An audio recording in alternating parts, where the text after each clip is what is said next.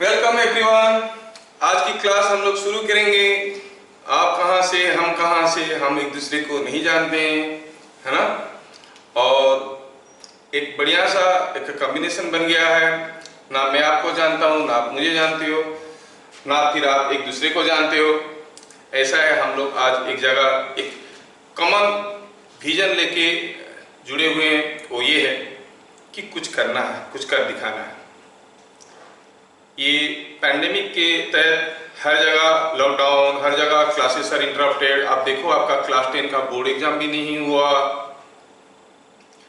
Plus 2 वालों का क्या होगा अभी तक मालूम नहीं है, मतलब कोई जानकारी नहीं है।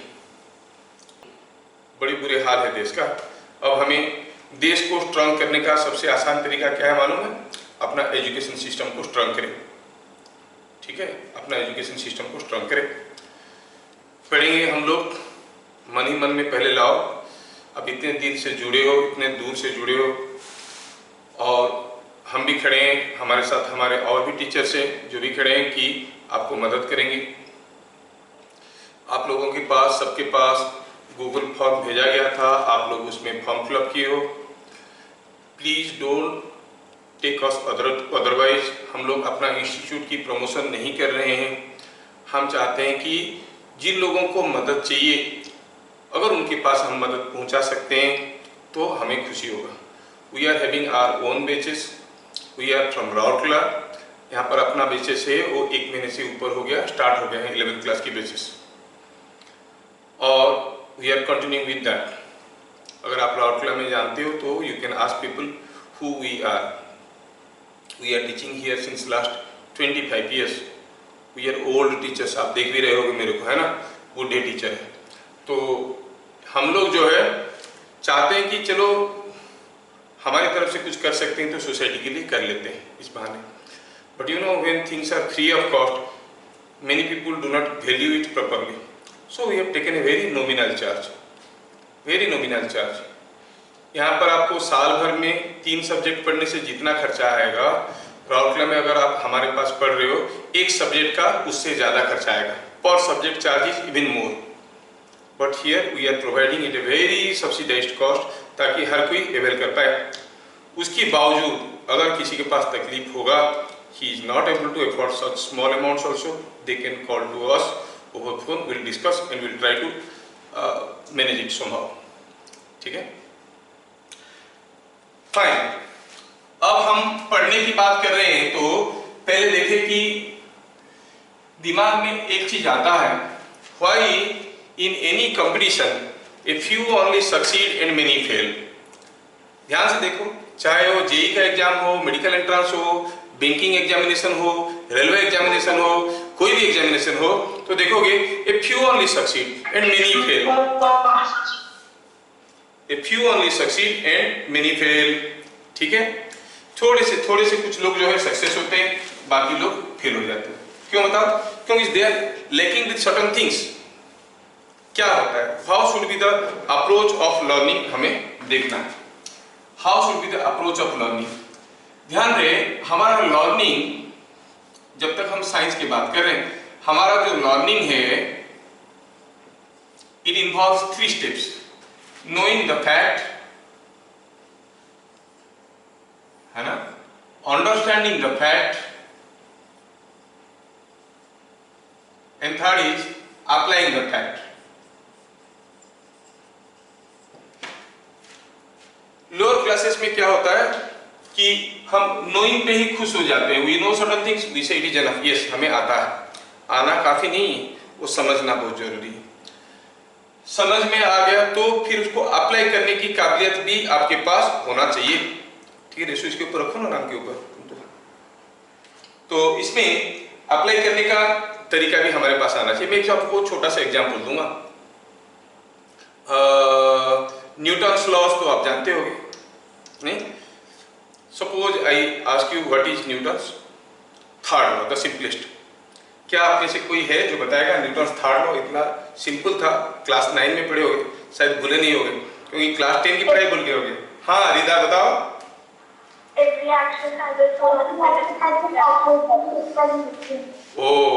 every action has equal and opposite reaction।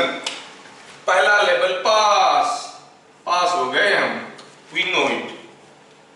हमें देखना है क्या हमें ये समझ में आता है, क्या हमें ये समझ में आता है कि what is action and reaction. Suppose ऐसे every XYZ has equal and opposite XYZ। क्या ये सेंटेंस का कुछ मीनिंग बनता है? नहीं बनता। क्या है सर ये XYZ क्या है? XYZ क्या है बोलोगे तब जाके सेंटेंस का कुछ मतलब बनता है। Exactly you say for every action there is an equal and opposite reaction, that is Newton's third law. तो क्या आप मुझे बता सकते हो what is the physical quantity called action? पहले मैं आपको बता दूं फिजिकल क्वांटिटी किसको कहते हैं। We have come across the first term of physics, physical quantity. Any quantity which can be measured is called a physical quantity. Mass can be measured in terms of kg, length can be measured in terms of meters, नहीं? So anything which can be measured is called a physical quantity. A force can be measured in terms of newtons. So force is a physical quantity, mass is a physical quantity, length is a physical quantity. Anything which cannot be measured is not a physical quantity.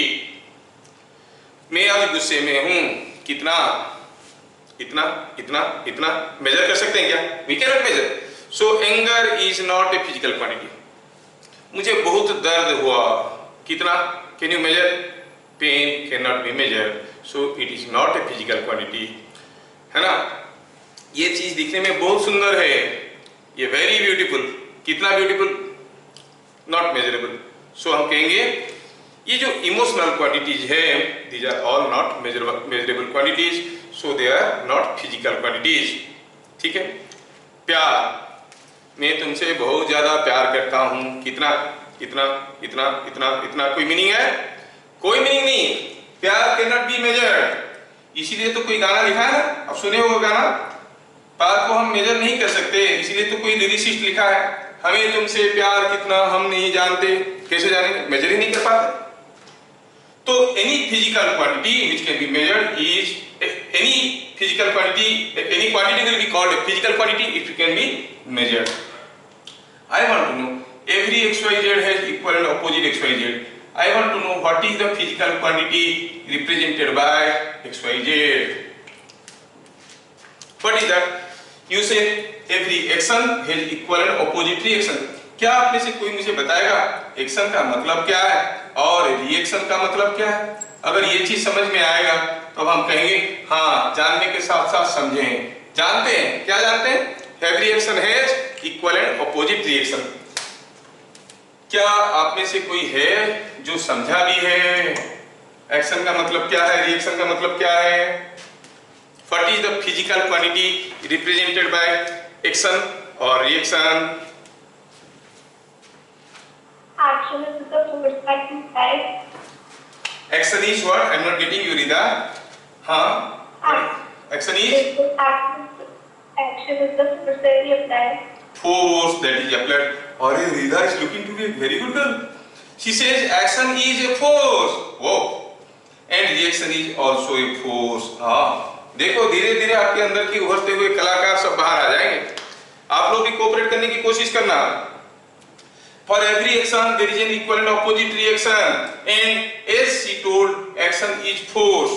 Okay, ये single पहला layer समझने का मुझे पता चल गया कि आपको थोड़ा सा समझ में आ गया है। थोड़ा ज्यादा समझ में आया कि नहीं देखते हैं।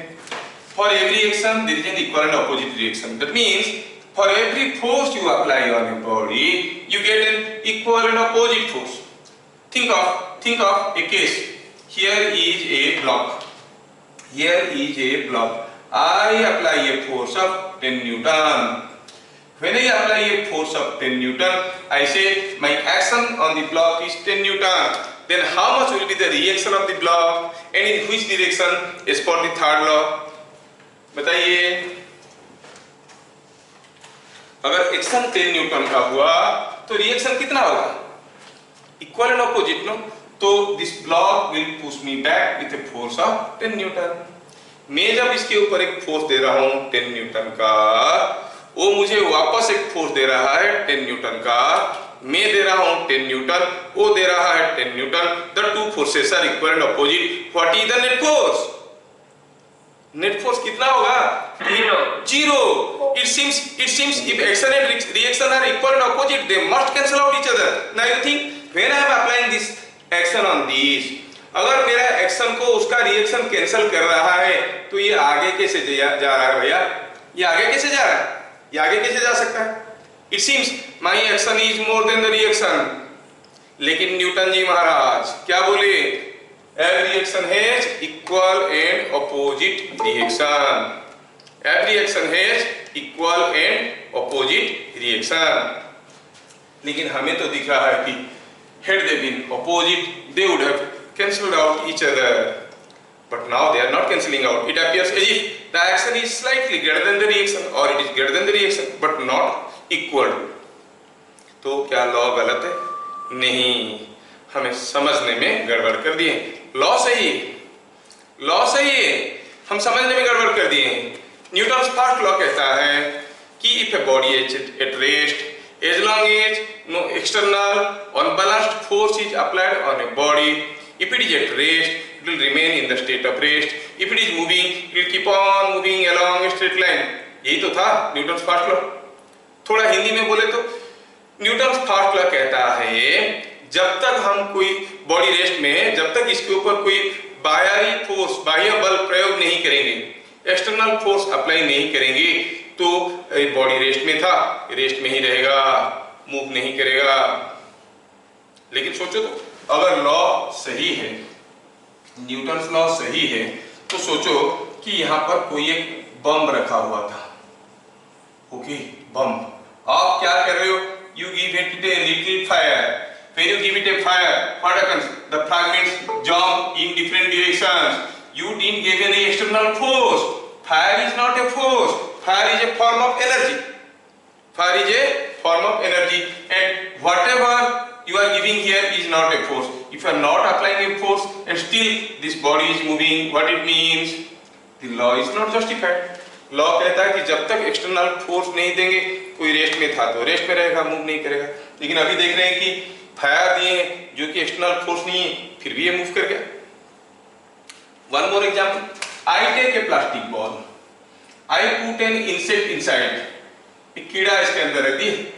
जैसे जैसे ये कीड़ा इस बॉल के अंदर चलेगा, that will be giving an internal force. What you find? The ball starts rolling on the floor. Ball rest में था, ये चलने लगा because of the internal force of this insect. लेकिन लॉ कहता है कि जब तक एक्सटर्नल फोर्स नहीं देंगे वो मूव नहीं करेगा. नहीं. और क्या कहता है? जब तक एक्सटर्नल अनबैलेंस्ड फोर्स नहीं देंगे तब तक मूव नहीं करेगा. मान लो कि एक डंडा है, इसके ऊपर मैं दो फोर्स दे रहा हूं, 10 newton and 10 newton. What is the net force? You clearly see the two forces are balanced and they are counterbalancing each other. Do you think this डंडा will remain at rest? No, ये तो घूमने लगेगा. है कि नहीं? तो मैं फर्स्ट लॉ का सारा पार्ट को झुटला दिया. बिना एक्सटर्नल फोर्स का कोई मूव कर सकता है, इंटरनल फोर्स से भी कोई मूव कर सकता है. जब तक बैलेंस्ड एक्सटर्नल फोर्स है तब भी कोई बॉडी मूव कर सकता है. तो न्यूटन को क्या हुआ था? ऐसे बोल दिए कि जब तक कोई एक्सटर्नल फोर्स नहीं आएगा, कोई बॉडी रेस्ट में है तो रेस्ट में रहेगा. और सोचो तो न्यूटन क्या बोले थे, न्यूटन जाने. हम लोग क्या समझे हमारे ऊपर डिपेंड करता है ना? उल्टा दोस्तों, तो हम लोग क्या समझे हमारे ऊपर डिपेंड करता है. कोई बॉडी रखा है, इसको जब तक कोई एक्सटर्नल फोर्स नहीं देंगे ये नहीं चलेगा. आप जाके उसको पूछो जो कभी स्कूल नहीं गया, कभी स्कूल नहीं गया, पूछो भैया बताओ ये चीज रखा है, इसको कोई एक्सटर्नल फोर्स नहीं देंगे, बाहर से नहीं ढकेलेंगे तो ये चलेगा क्या? वो बोलेगा नहीं चलेगा. आप बोलोगे हाँ मैं भी जानता हूँ. बोले कैसे जानते हो? अरे हम पढ़े लिखे हैं, हम न्यूटन्स लॉ पढ़े हैं. न्यूटन बोले हैं कि जब तक धक्का नहीं देंगे ये नहीं चलेगा. वो आपके ऊपर हंसेगा. बोले क्या तू पढ़ लिख के ही जाना है? मैं तो बिना पढ़ लिख के ही जानता हूँ. है कि नहीं? सोचो इतना महान साइंटिस्ट इतना आसान स्टेटमेंट बन के हीरो बन गए. अरे नहीं, ऐसा नहीं. हम लोग उनका स्टेटमेंट का मतलब ही ये निकाल रखें कि जब तक एक्सटर्नल फोर्स नहीं देंगे, कोई बॉडी रेस्ट में था तो रेस्ट में रहेगा. स्टेटमेंट सही है लेकिन हम जो मतलब समझ रखें वो मतलब गड़बड़ है। स्टेटमेंट बराबर होते हुए भी मतलब अलग अलग हो सकता है depending upon the standard of the student. Same statement मतलब अलग अलग हो जाएगा। बनारस में इतना फाइन साड़ी बनता है, इतना फाइन साड़ी बनता है कि एक एक साड़ी माचिस के डिब्बे के अंदर आ जाता है। तो स्टेटमेंट क्या हुआ? बनारसी साड़ी, बनारस में बनारसी साड़ी एक माचिस के डिब्बे के अंदर आ जाता है, ये हुआ स्टेटमेंट। तो इसका सही मतलब क्या हुआ? इतना फाइन साड़ी बनता है कि एक एक साड़ी माचिस के डिब्बे में आ जाते हैं। लेकिन जो सही मतलब नहीं समझा वो ऐसे समझेगा कि बनारस में इतने बड़े बड़े माचिस के डिब्बे बनते हैं कि उसके अंदर एक एक तो साड़ी आ जाती है ना। Statement being same, interpretations are different, है कि नहीं? और एक बार अगर आपके पास कोई गलत इंटरप्रिटेशन आ गया, उसको निकालना बड़ी नामुमकिन होता है, बड़ा मुश्किल होता है। Remember, non apprehension creates misapprehension. अगर कोई चीज आप नहीं जानते हो तो उसके बारे में गलत जानने का चांस बहुत ज्यादा होता है कि नहीं? आप अंधेरे में जा रहे हो, ठीक है, अंधेरे में जा रहे हो तो आप देख रहे हो कि कोई एक भूत खड़ा है रास्ते में। ऐसे क्यों लगा? क्योंकि इस रास्ते में आप पहले कभी गए नहीं थे, वहां पर इनफैक्ट एक खंबा था, कभी गए नहीं थे, तो यहाँ पर खंबा है बोल के आपके पास मालूम नहीं था, मतलब इट वॉज नॉन एप्रीहेंशन, आपको मालूम ही नहीं था। सो आपके हिसाब से आप एक क्या है, एक तो थोड़ा क्या है कि आपका थोड़ा आपका जो फियरफुल लड़के हो, जो आप डर जाते हो हर चीज में, भूत से आपको बहुत ज्यादा विश्वास है, तो आप क्या बोलोगे? हाँ, भूत खड़ा था। एक बार आप खंबा को अगर भूत सोच लिए, उसके बाद कितना भी हनुमान चालीसा पढ़ो, कितना भी उसके ऊपर पानी फेंको, कितना सा वही ताबीज पहनो, वो भूत जाएगा क्या? नहीं जाएगा। So how it is to be eradicated? कोई आएगा आपका दोस्त, टॉर्च लाइट लाएगा, एक बार इसके ऊपर लाइट डाल देगा, आप भी हंस पड़ोगे, वो भी हंस पड़ेगा, अरे ये तो खंबा है। उसके बाद चाहे कितने भी रात में उसके पास जाना है तो आपको डर नहीं लगेगा। That second person who helped you giving some light on your region of dark knowledge is your guru. वो आपकी गुरु है, वो आपकी टीचर है। आप लोग सारी चीज को ढंग से नहीं जानने के कारण बहुत सारे उल्टे पुल्टे जुगाड़ कर लिए हो, बहुत सारे उल्टे पुल्टे मतलब उसके निकाल लिए हो। सही मतलब लाने के लिए सही टीचर की जरूरत है। हम जो टीम बनाए हैं to give you a pure flawless physics, इसमें आपको क्लैरिटी ऑफ नॉलेज रहेगा। I am teaching since last 25 years and even more. In the meanwhile, I have produced more than 50 IITians. So many IITians were there, but with good ranks. 50 IITians, more than 50, and more than something like 200 NITians, and so many medical students. क्योंकि राउरकेला छोटा town है, छोटे से बच्चे हैं। यहाँ पर ज्यादा से ज्यादा हर साल ज्यादा से ज्यादा 50 बच्चे तैयारी करते हैं जेईई के लिए, बाकी सब स्कूल के लिए पढ़ते हैं। और 50 बच्चों में से 5-6 को मिलना है, 8-9 को 10 को मिलना है, बस ऐसे करते करते चलते हैं। यहाँ पर ज्यादा 50 से ज्यादा बच्चे जेईई के लिए तैयारी करते ही नहीं है, और 50 के बच्चे जो करते हैं ना, वो भी नाम को करते हैं, उसके लिए एफर्ट्स नहीं देते।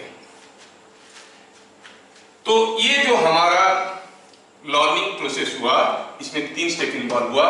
ये जानना जरूरी है, समझना उससे ज्यादा जरूरी है, और उसके बाद उसको अप्लाई कर पाना और ज्यादा जरूरी है। नहीं तो ये नॉलेज का हमारा कोई काम का नहीं है। कोई भी नॉलेज अगर हम काम में नहीं लगा सकते तो हम उसको यूज नहीं करते। तो असलियत ये है कि हम ये क्यों नहीं कर पाते हैं। जब साहब हमको क्लास में पढ़ाए हैं, जो क्वेश्चन में आपको पूछा, आप वो क्वेश्चन उनको क्यों नहीं पूछ पाए क्लास में? क्योंकि हम लोग बच्चे हैं, हमारे पास क्या क्या क्वालिटी होना चाहिए एक साइंस स्टूडेंट होने के लिए। पहले आप उस क्वालिटी को अपने अंदर नर्चर करो, उस क्वालिटी को नर्चर करो। क्या क्या होना चाहिए? एक तो हुआ to be a good science student, आपको हर चीज का व्हाई पूछने की आदत होना चाहिए। अगर आप व्हाई पूछने के लिए तैयार नहीं हो, यू कैन नॉट लर्न। मैं कोई डाटा आपको दिया, देखो बच्चे ऐसे होने से ऐसा होता है, आप डाटा लिए, यू मॉक इट अप, ठीक है, लर्न कर लिए, याद कर लिए, जब भी पूछे बता देते हो, एग्जाम में फुल मार्क आ गया। लेकिन वो जो डाटा आपके पास है वो आपका नॉलेज नहीं है, मेरा नॉलेज है, आप मेरे से उधारी लिए हुए हो। कोई पूछेगा बताओ ऐसे क्यों होता है, तो आप क्या रिप्लाई दोगे? मेरे सर बोले थे, मेरा बुक में लिखा है कि नहीं? That is not the approach to law and science.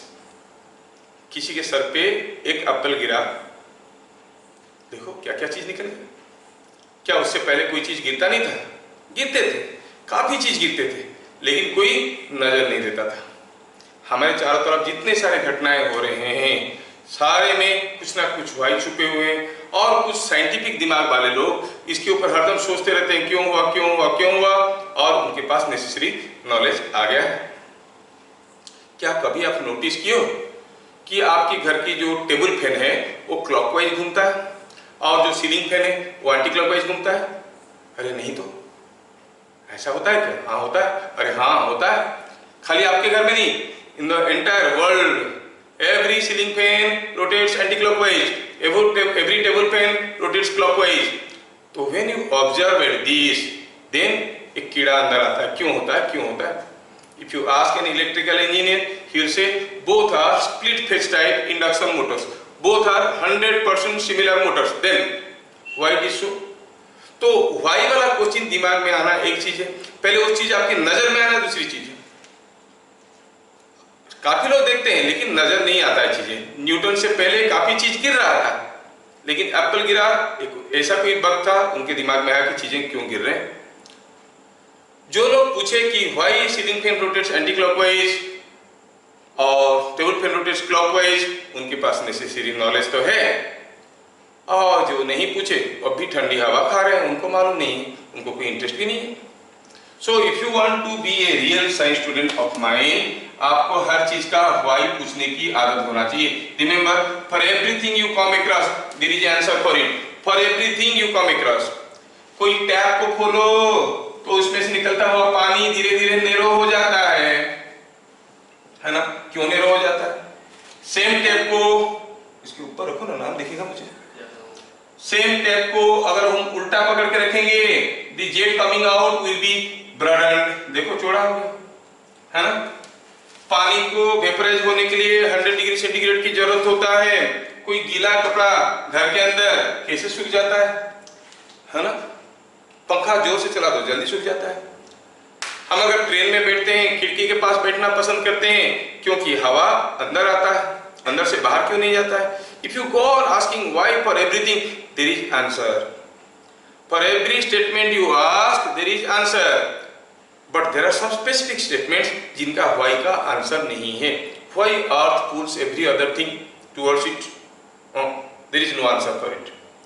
Any statement which has no answer, no explanation, no proof is called a law. Law means law of nature, भगवान की माया। Every mass attracts every other mass. Why? No one knows. It happens. Just it happens. Earth spins. No? Why? Because it spin. If spin कर रहा है तो कर रहा है। एक like charge, unlike charges attract each other. Like charges repel each other. Why? No one knows. सो जो statement का व्हाई हम बता नहीं सकते उसको कहते हैं law. Law means laws are statements which can not be proved but can be experimentally verified. Prove नहीं कर सकते लेकिन वेरीफाई करके दिखा सकते हैं। समझ में आया ना? तो आपको कोई भी अगर व्हाई लेके, कोई भी एक स्टेटमेंट का व्हाई लेके आप पूछना शुरू करोगे, करते जाओगे करते जाओगे करते जाओगे, you will finally end at a statement जहां पर और आप व्हाई नहीं पूछ सकते हो। That means you will end at a law. So you start with any physical event. आपके चारों तरफ जो भी घटनाएं हो रहे हैं, कोई एक फिजिकल इवेंट लेके स्टार्ट करो। Go on asking why why why why why why why why why why, finally you will arrive at a statement that is called a law which can not be proved, so you end there. ऐसे 15-20 तो law है entire physics में, आपकी +2 का उतना law जानते हैं, पूरा +2 उसके ऊपर खड़ा है। सोचो +2 का साइंस उसके ऊपर खड़ा है। तो मेरा ये सब कहने के पीछे मकसद ये था कि आपके अंदर एक व्हाई जानने वाला कीड़ा होना बहुत जरूरी है। जब तक वो कीड़ा आपके अंदर नहीं होगा, क्यों ऐसे होता है, क्यों ऐसे होता है, you will get hundreds of people cheating you left and right. They will be cheating you left and right. I see online classes going nowadays. अरे आप you cannot judge what a big bluffs they are giving. Many of them are giving big bluffs. जो कि मतलब सामने हो तो कौन मालूम क्या मालूम। हम लोग अपना कॉलेज में किसी फिजिक्स लेक्चरर को रखते हैं तो 25 तो इंटरव्यू करते हैं, रिटन टेस्ट करते हैं, लेते हैं, वो लोग खुद ही आ गए टीचर बन के, उनको कोई इंटरव्यू नहीं दिया। सेल्फ प्रोक्लेम्ड टीचर्स क्या बोले, सामने आ गए हम फिजिक्स टीचर हैं, हम पढ़ाएंगे। उनको कोई रिकमेंड नहीं किया है, ना ही उनको कोई सिलेक्ट किया है, ना उनका नॉलेज बेस का कोई जजमेंट लिया गया है ठीक है कि गलत है, और पढ़ाने लगे। अब देखो लाइव क्लासेस होते हैं, बच्चे 1000 बच्चे ज्वाइन करते हैं, मस्ती करते रहते हैं, पता चला टीचर का क्लास चल रहा है, बच्चे एक दूसरे का फोन नंबर मांग रहे हैं, पढ़ाई चल रहा है, इधर लाइव चैट चल रहा है, मजा आ रहा है। मैं ऐसे बच्चों को अपने ग्रुप में नहीं रखूंगा। मैं पहले ही बता चुका हूँ, I will be very strict about the discipline of my class. मैं चाहूंगा कि जो भी हमारे ग्रुप में रहे वो सिंसियरली पढ़े, उनको सारा मदद पहुंचा दिया जाएगा, सारा मदद, ठीक है। It's not that it is so cheap that anyone can ever, no no. आपके पास 2 चीज होना जरूरी है इस ग्रुप में रहने के लिए। एक बड़ा सा कैंडिडेचर, आपका योग्यता होना चाहिए इस ग्रुप में रहने के लिए। क्या है योग्यता, क्या है, जानने की इच्छा, ठीक है। एक जानने की इच्छा आपके पास होना चाहिए, इंटरेस्ट टू लर्न। और छोटा सा क्या है, you must be capable of paying the small amount of fees that you are taking, but this is the big thing. आपको हमारे ग्रुप में रहने के लिए जो चीज चाहिए उसका 90% ये है, 10% इज द फीस। कहने का मतलब है 90% मिल जाता है तो 10% को भी हम लोग इग्नोर कर सकते हैं। वी कैन इग्नोर दैट 10%, ठीक है, नहीं चाहिए 10%, 90% है ना, काफी है।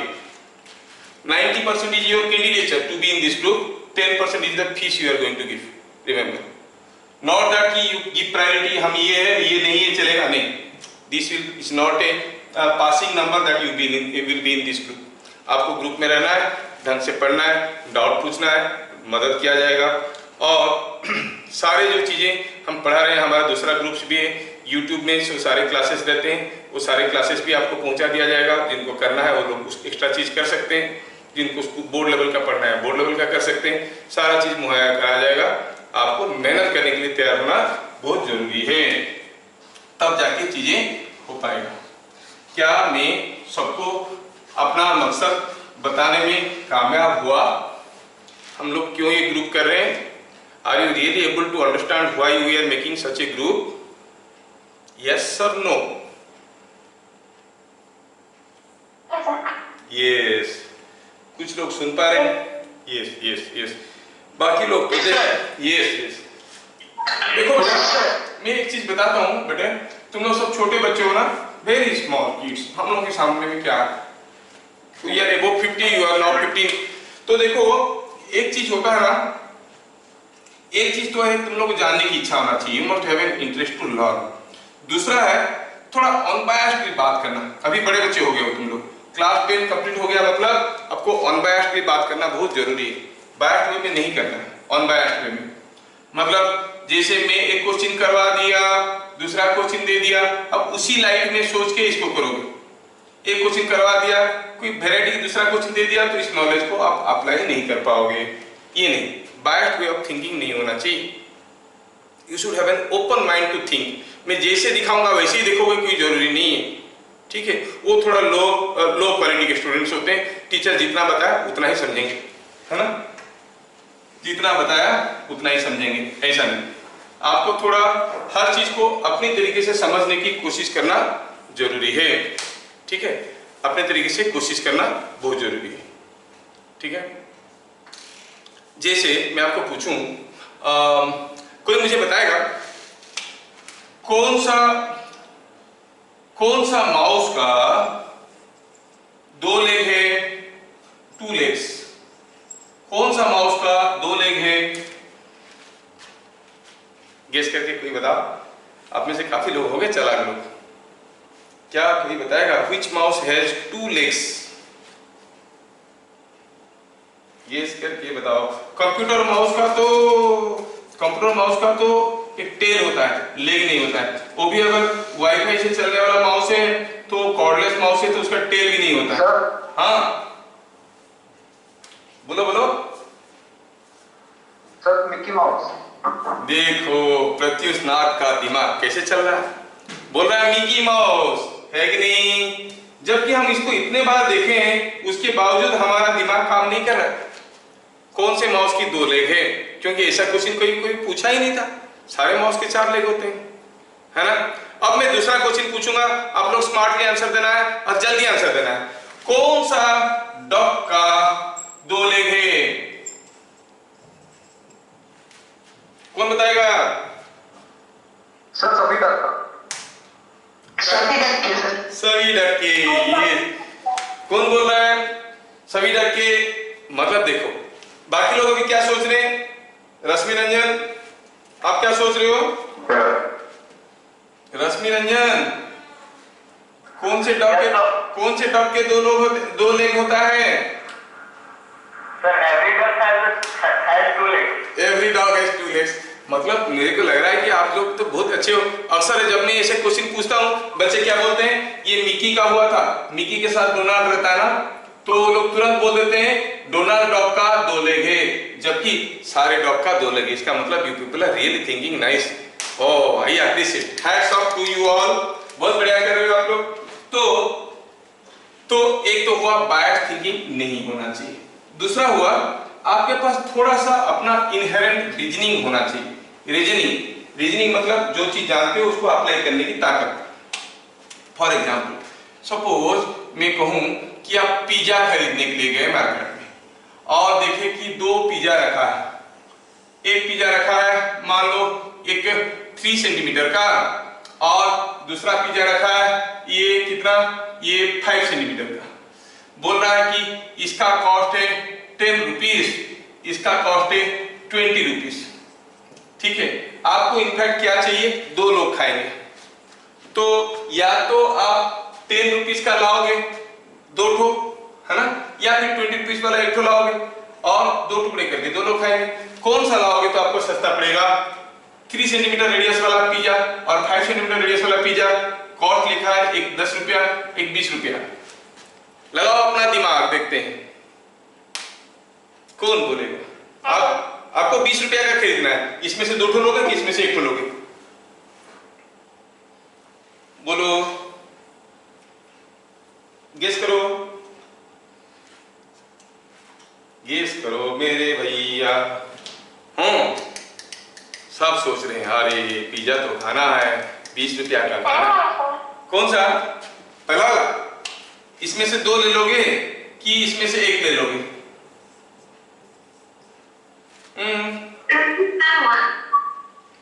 सीजे क्लियर नहीं हुआ साउंड। सीजे टेल अगेन। पहला वाला? अच्छा, सीजे सेज की इससे 2 ठो ले लेगा, 2 दोस्त के बीच में 20 रुपया का हो जाएगा। चलो दीपिका बताओ कौन सा लोगे? अपनी अपनी नॉलेज है। फर्स्ट वाला 2 ठो ले लेंगे।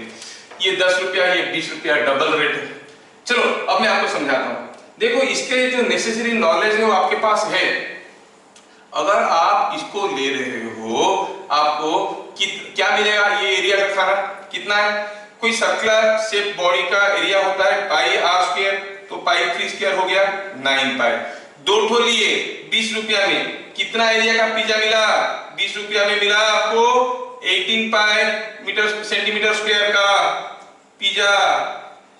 जबकि इसमें 20 रुपया में 1 ठो ले लिए। What is area? Area is pi 5 का स्क्वायर, इट इज 25 पाई। देखो तो यहां पर आपको 20 रुपया में 25 पाई सेंटीमीटर स्क्वायर का पिज्जा मिल रहा है, जबकि यहां पर 20 रुपया में 18 पाई सेंटीमीटर स्क्वायर का मिल रहा है। तो क्या कोई बेवकूफ इसको लेगा 2 ठो? वो बोलेगा ये लेंगे, ज्यादा मिल रहा है नहीं मिल रहा है, काफी ज्यादा मिल रहा है कि नहीं? तो हमें सर्कल का एरिया निकालना समझा गया था किस काम के लिए? क्या हरदम सर्कल ही दिया जाएगा, हम एरिया ही निकालेंगे? क्योंकि हम इसको डे टू डे लाइफ में यूज कर पाएंगे। What I am insisting upon is how to utilize what you know. How much applicability is there with your knowledge. That is what is otherwise called employability. हम बहुत कुछ पढ़े हैं लेकिन employability नहीं है।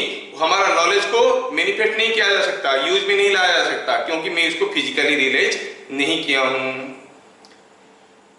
I hope now I have given you clarity about the 3 points I have specified at the beginning. Learning involves 3 steps: knowing, understanding and applying. Knowing is book is knowledge, teachers data.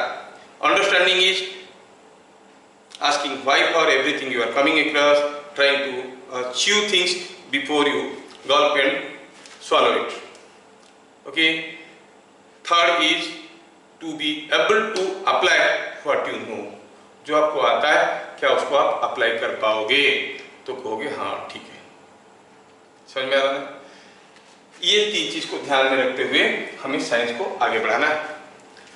ठीक है, आपके अंदर ये quality आप develop करने की कोशिश करो। अब मैं सीधा पढ़ाई के मुद्दे पे आता हूँ।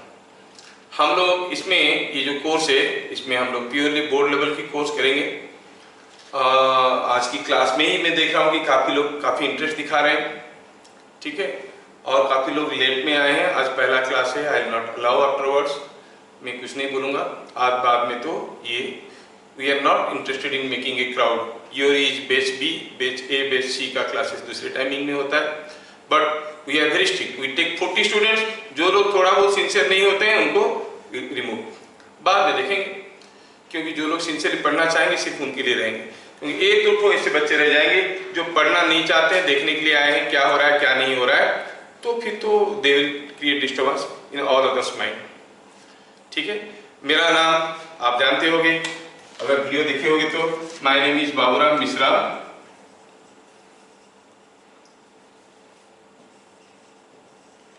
और मैं पढ़ाऊंगा आपको फिजिक्स। हमारे मैथमेटिक्स टीचर के नाम है मिस्टर सरोज दास, वो NIT राउरकेला के प्रोडक्ट है इलेक्ट्रिकल के। और हमारे केमिस्ट्री टीचर के नाम है मिस्टर RSS चौहान, वो कानपुर IIT के हैं।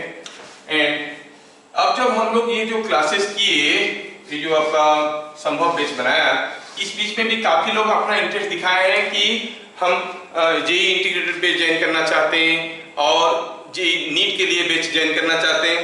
और आई टेल यू, काफी लोग तो इस दौरान before I start this class वो लोग हमारे दूसरे बैच को ज्वाइन भी कर चुके हैं after taking the demo classes. Many people have already join. जब आप लोग डाल के वेट कर रहे थे कब करेंगे, तब तक वो लोग ज्वाइन कर चुके थे। If anyone is having really interest for this JEE integrated course, उनके लिए चार्जेस आर टोटली डिफरेंट और उनके लिए eligibilities are totally different. You can give your special request in that group. आपको एक ग्रुप में जुड़ा गया है, ग्रुप में दोगे sir I am interested, what should I do, तो हम लोग बात करके आपको बता देंगे क्या करना है, कैसे करना है। ठीक है, नीट के लिए या फिर इंजीनियरिंग के लिए चाहिए। लेकिन जो लोग बोर्ड लेवल के लिए पढ़ना चाहते हैं, बोर्ड लेवल के लिए पढ़ने का मतलब नहीं कि आसान हो जाएगा। डिफरेंस ये होता है, JEE में आपको बहुत ज्यादा न्यूमेरिकल करवाना पड़ता है, बोर्ड में बहुत ज्यादा न्यूमेरिकल नहीं करवाते हैं, ऑलमोस्ट 50% न्यूमेरिकल करवाते हैं।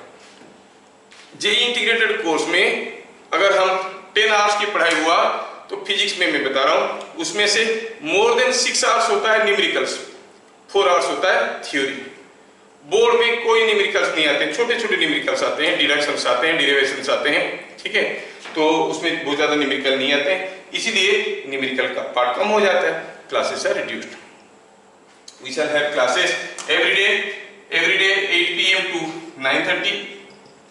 जब तक कोई दूसरा प्रॉब्लम नहीं आता है, दूसरे ग्रुप को दूसरे टाइमिंग में रखें, तो ये 8 PM to 9:30 आपका बैच के लिए, आपकी बैच के लिए ये टाइमिंग रखा गया है। We shall keep this timings and we shall see. अभी तो हम लोगों का ये जो 3 ट्रायल क्लासेस चलेंगे, 3 ट्रायल क्लासेस चलेंगे, तो this classes will continue up to 4th of June।